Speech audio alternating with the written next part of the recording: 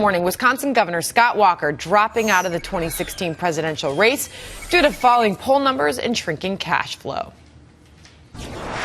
Sadly, the debate taking place in the Republican Party today is not focused on that optimistic view of America. Instead, it has drifted into personal attacks. In the end, I believe that the voters want to be for something and not against someone. Instead of talking about how bad things are, we want to hear how we can make them better for everyone.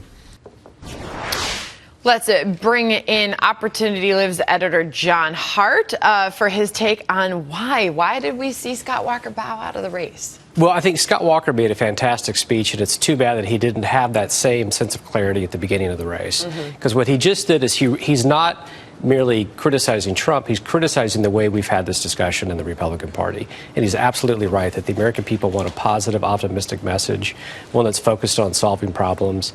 And what we've seen is a race go on to these subjects, which I'm sure we'll talk about. Why are we talking about Muslims? Why not the middle class? Why are we talking about some candidate's face? And so he made a very powerful statement, I think a principled decision, and I think he's absolutely right that other Republicans should consider following his lead and dropping out so that we can take on someone like Trump, who I think, quite frankly, would be a disastrous general election nominee. Isn't that the Republican Party's problem, though, is because you're not willing to at least embrace Trump to a certain extent? I mean, he's leading the polls, and he was weaker in the new CNN poll. But again, this is a division in the party that spells trouble. Particularly, you hear it in his speech. Well, I think there's a theory of the race that I believe is flawed, and that theory says that this is a race of outsiders versus, quote, the establishment. I would argue that we're already living in post-establishment times where you have the citizenry, the electorate has already taken over the conversation. And that's a great thing, and that's something that conservatives helped bring about. I worked for Tom Coburn for years. We got rid of earmarks, we challenged leadership, and we shifted the balance of power out of Washington to the American people. So conservatives have been on the ascent for a long time. And so I see Trump as someone who would undo the gains that conservatives have achieved.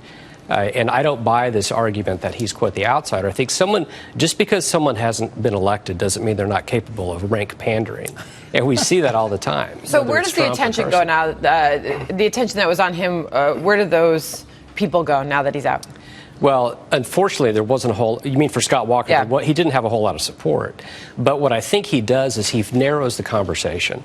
So, and he took a very humble step. He said, look, we have too many people in the field. We need to narrow the field. We need to focus the conversation on things that matter. Dude, have we seen an implosion this rapid in the history of primary politics or even pre-primary politics? He went from when it was fourth or fifth to an asterisk by one debate. Well, I think it's actually fairly common for candidates. We've seen Rick Santorum, Rudy Giuliani. There's a long list of front runners who implode. Rick Perry he had a great run last time. He didn't get traction this time. So again, what does that show? It shows that the American people have a lot more power in the system than we realize. And this narrative that it's outsiders like Trump versus the establishment just isn't true. So what happened? But I'm still missing what happens to the race. How does his exit from the race? How does it change things? Well, I think what it does is it shifts the conversation back to solutions. That's the hope. So to the extent that Scott Walker was a major factor, here you have a governor, you have someone with an impressive record. So I'm sad to see him drop out because I think he has a compelling case to Why make. couldn't that inspire people? Why wasn't it enough? Was it him? Was it the candidate, or was it the message? It's the nature of our media culture. So we all, it's easier to talk about conflict than it is to talk about solutions. Right. It is much harder to sell solutions than it is conflict. He fouled up. He got the least amount of airtime in that second debate. It was up to him to take the bull's horns, and he did not do it.